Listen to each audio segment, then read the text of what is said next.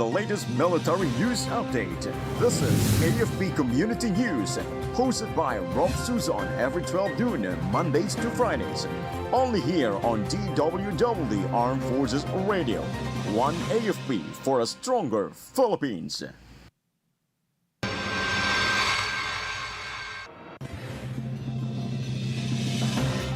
14th IB thwarts NP extortion attempt in Leyte encounter. 38th IB uncovers high-powered firearms and explosives in Sundalo del Sur. COMELEC to resume voter registration for BSK elections on October 20. DSWD extends nearly 65 million peso aid to quick-hit families in Mindanao.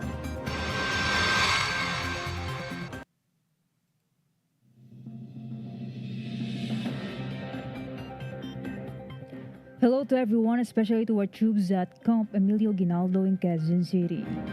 Today is Friday, October 17, and this is AFP Committee News, your source for the updates on the armed forces and other developments across the country. I am Rofh Suzon-Abay here to bring you today's story. DWDD Armed Forces News. For the brief overview of our news, troops from the 14th Infantry Battalion clashed with remnants of the New People's Army Island Committee Levox in Barangay Caraye, Javier, Leyte. The soldiers were responding to reports of food extortion when they encountered the armed group led by alias Jaguar, resulting in a 10-minute firefight. The rebels fled, leaving behind a firearm, ammunition, and personal belongings. Colonel Rico Amaro, the acting brigade commander of the 802nd Infantry Brigade, vowed continue operations to stop NPA extortion and urged the remaining members to surrender and return to their families. DWDD Armed Forces News. Joint troops from the 3rd Infantry Battalion and Intelligence Unit under the operational control of the 901st Infantry Brigade recovered high-powered firearms and war materials in the mountainous area of Barangay Lobo, Cantilian, Surigao del Sur. The cache included a Bushmaster 5.56 rifle, M16A1 rifle, a 40mm grade launcher, 450 caliber barrels, landmines, and ammunition. The discovery was made possible through information shared by former rebels from the dismantled sub-region de Gravidad Westland Northeastern Mindanao Regional Committee, who revealed the NPA's buried weapons. According to Lieutenant Colonel Albert Batinga, the 30th IB commanding officer, the find further weakens the Communist terrorist group's capability to launch offensives. He also reaffirmed the Army's commitment to protect the people of Caraga region. Armed Forces Radio. And now let us hear some updates from Emmy about PMA plans 1,000 pine trees in celebration of 127th founding anniversary. The Philippine Military Academy conducted a tree planting activity at Fort del Pilar as part of its 127th founding anniversary celebration. A total of 1,000 pine seedlings were planted by PMA personnel, cadets, dependents, and institutional partners to support the environmental protection and climate action. The initiative aims to reduce carbon footprint, prevent soil erosion, and promote climate resilience in the Benguet region. PMA reaffirmed its commitment to sustainability and environmental stewardship as an integral part of leadership and nation building. This is Ami reporting for AFP Community News, one AFP for Stronger Philippines. Thank you, Amy.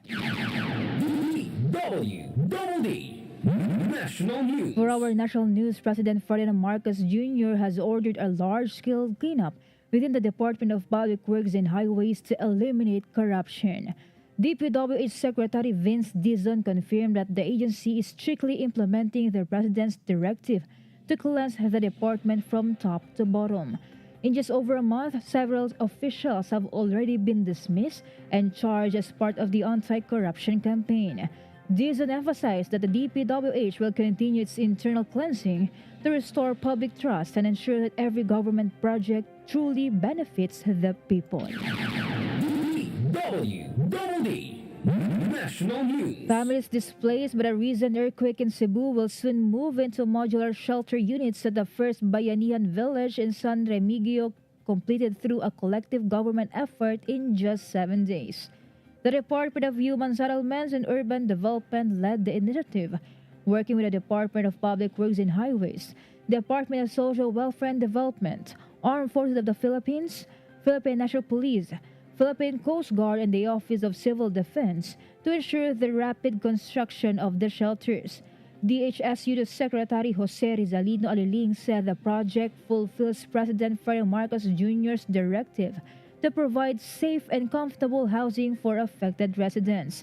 The local government will manage the site, while similar Bayanihan villages are being established in Daan Bantayan, Cebu, and Tarragona, Davao Oriental. Let us hear more from Maljoya First Year G about 69th IB empowers future leaders through youth leadership training and survival boot camp.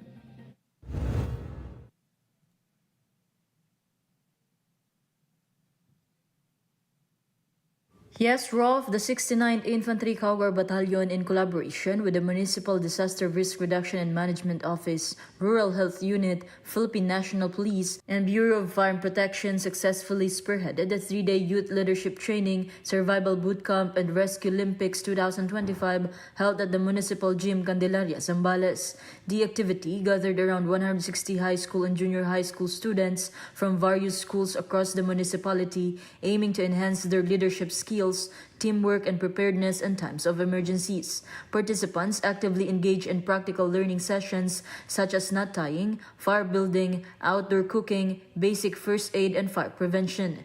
This initiative fostered discipline, resilience, and volunteerism among youth, empowering them to become responsible leaders and first responders in their communities. The event also demonstrated the strong interagency collaboration between the military, local government, and public safety offices in shaping a generation ready to serve and protect. This is Meldrin Nesho Arroco reporting for AFP Community News. One AFP for stronger Philippines. Thank you, Maljoya First CRG. DWDD National News. President Ferdinand Marcos Jr. expressed confidence that the country's hunger rate will continue to decline by the end of the year, bringing the nation closer to his vision of achieving zero hunger. Speaking during a kumustahan with Pulang Gutom program beneficiaries, he noted that the hunger rate dropped to 41.5% in March 2025 from 48.7% in October 2024. The president credited the government's Walang Gutom program for significantly reducing food insecurity among household beneficiaries. He emphasized that the administration remains committed in ensuring no Filipino family goes hungry by strengthening food assistance and support programs nationwide. DWDD National News. The Commission on Elections will resume the registration of voters for the 2026 Barangay and Sangguniang Kabatan elections on Monday. COMELEC Chair George Erwin Garcia said the nationwide voter registration for the BSKE will be open starting October 20 until May 18, 2026. Garcia said they will be open for reactivation, transfer of registration, new registration, change of entries or items in the registration. However, exempted in the voter registration period are areas in the Bangsamoro region. On the other line, let's hear more from Spencer about 14th IB debunks NPA claims of heavy casualties in Leyte clash. Indeed, Rofh, the 14th Infantry Battalion strongly debunked the communist terrorist group's claims of heavy military casualties following a clash in barangays Oryong and Caraye, Javier, Leyte. Troops conducting combat operations responded swiftly to a reported rebel presence, forcing the NPA to retreat without any military casualties. The soldiers recovered subversive documents and materials used for extortion and propaganda, which are now under investigation. Lieutenant Colonel Esmeraldo Sumalino, commanding officer of the 14th IB, reaffirmed the unit's commitment in maintaining peace and urged remaining NPA members to surrender and leave peacefully under government's reintegration programs. This is Spencer, reporting for AFP Community News. One AFP for a stronger Philippines. Thank you so much, Spencer Ross. DWDD National News. On the other hand, the Department of Social Welfare Development has provided nearly 65 million pesos worth of humanitarian assistance to quick-hit families and individuals in Davao and Caraga regions. DSWD Assistant Secretary Irene Dumlao said that while the Luzon Disaster Resource Center is replenishing stocks, they continue to distribute assistance to the quick-hit residents in Mindanao. Over 63 billion pesos in aid has already been extended to Davao region and more than 1.7 million pesos for Caraga, specifically in the provinces of Agusan del Sur and Surigao del Sur. Also included in the assistance were more than 75,000 boxes of family food packs. DWDD National News. Department of the Interior and Local Government Secretary John Vic Remulla said that informal settler families would likely suffer the most casualties should a major earthquake or the big one hit Metro Manila or nearby areas. Remulla said while the National Building Code has so far proven reliable, the main concern lies in structures built without proper permits. The DILG chief explained that none of the buildings in the informal settling areas were constructed with permits, and the residents usually cook with kerosene and other non-regulated cooking implements. He warned that it's a major cause of fires and that would be the major cause of damage in case the big one strikes. Remulla also emphasized the need to strengthen local enforcement of the building code, especially in municipalities, to ensure that structural integrity checks are conducted properly. Armed Forces Radio. From our report on the ground, let us hear the report of MJ about AFP strengthens media relations through strategic public affairs training. The Armed Forces of the Philippines Public Affairs Office, led by Colonel Sarces Trinidad, conducted a lecture on public affairs protocols and media relations for the Squadron Officer Course Class 2025-B at Fernando Air Base, Lipa City. 60 Philippine Air Force officers and several international and reserve participants received insights on effective media handling and strategic communication. The training emphasized the importance of transparency, operational security, and public trust through clear, credible information sharing. This initiative reflects the AFP's commitment in enhancing communication competence as a vital element of national resilience. This is MJ reporting for AFP Community News, One AFP for a stronger Philippines. Thank you so much, MJ. DWDD National News. Senate Majority Leader Juan Miguel Zubiri disclosed that Hungary's $33 million or 1.9 billion pesos the loan agreement with the Philippines is set to be finalized. This will be used to fund major water treatment and desalination projects aimed at improving access to clean water and strengthening climate resilience. Hungary made the announcement during the courtesy call of Hungarian National Assembly Speaker Laszlo Kover to Senate President Vicente Soto III at the Philippine Senate yesterday. Zubiri, who also serves as president of the Philippines-Hungary Parliamentary Friendship Group, emphasized that the initiative reflects the deepening cooperation between the two nations, particularly in areas that directly address the needs of Filipino communities facing water scarcity. DWDD National News. The Philippine Drug Enforcement Agency reported that 29,677 out of 42,036 barangays in the country have been cleared of drugs since the start of the Marcos administration. Meanwhile, 5,815 are in the process of being cleared in line with the government's ongoing anti-narcotics campaign. This was based on the monthly PIDEA data as of September. The PIDEA also said the Marcos administration's anti-drug campaign has so far netted 88.54 billion pesos worth of narcotics. Armed Forces Radio. And some information from Gina about 6FAB launches defensive driving and maintenance training to boost safety and readiness. Yes, Rofh, the 6th Field Artillery Battalion opened its 2-week defensive driving and maintenance training. The training aims to enhance safety, minimize risks, and sustain mission readiness through practical lessons on defensive driving and vehicle maintenance. Participants are taught proper handling, maintenance, and reliability protocols to ensure operational efficiency. The program highlights 6 FAB's commitment to discipline, preparedness, and the safe execution of military operations. This is Gina reporting for AFP Community News, 1 AFP for Stronger Philippines. Thank you so much, Gina.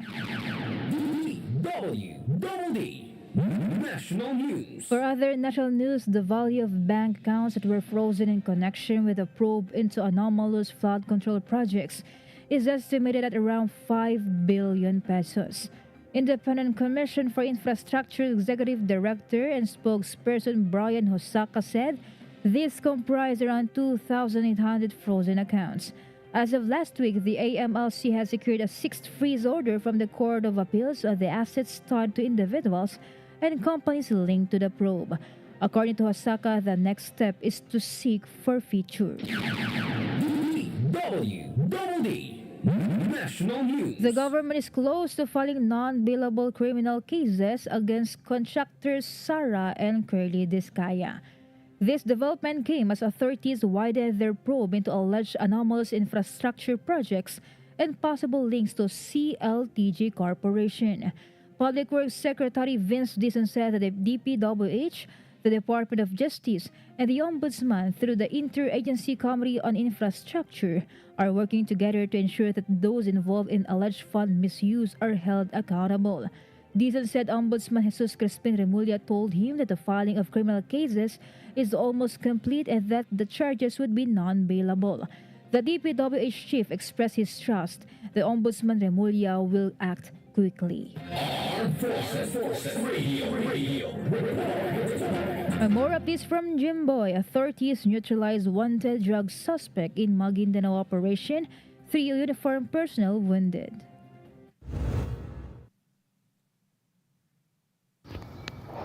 A wounded drug dealer and his aide died in armed encounter with police and marines in Barangay Semba, Dati Odit, Sinsuat, Maguindanao del Norte. Authorities identify the state suspect as Samsudin Usman, a known shabu supplier facing multiple charges of murder, drug trafficking, extortion, and illegal possession of firearms and explosive. The shootout erupted when Usman and his men opened fire on operatives serving arrest warrant, wounding 2 police officers and marines. Recovered from the suspect were high-power firearms, ammunition, and over 34,000 worth of shabu, while pursuit operations are ongoing against the other accomplice who fled the scenes. This is Jimboy reporting for AFP Community News, 1 AFP for Stronger Philippines. Thank you so much, Jimboy. DWDD National News. Meanwhile, the Bureau of Customs will be auctioning off 13 luxury vehicles of contractors Curly and Sara Discaya. Independent Commission for Infrastructure Executive Director Brian Hosaka said the commission was informed by BOC Commissioner Ariel Nepomuceno that the vehicles lack the proper paperwork. He explained that this now gives them the right to auction it off. Hosaka added that the BOC is just going through the process of approval with the DOF and they will be auctioning these off. DWDD National News. The Department of Education announced that around 400 alternative learning system or ALS learners were recognized this week after completing DepEd's micro-certification program. It is an initiative developed in partnership with UNICEF Philippines to validate and strengthen life skills essential for work and lifelong learning. DepEd said the micro-certification program is part of its continuing effort to provide pathways for employment and further education. Through the program, ALS learners earned formal credentials for competencies such as communication, teamwork, leadership, and problem solving, giving them an advantage when seeking jobs or pursuing technical and higher education. DWDD National News. President Ferdinand Marcos Jr. administered the oath of office to former Philippine National Police Chief Retired General Benjamin Nacorda Jr.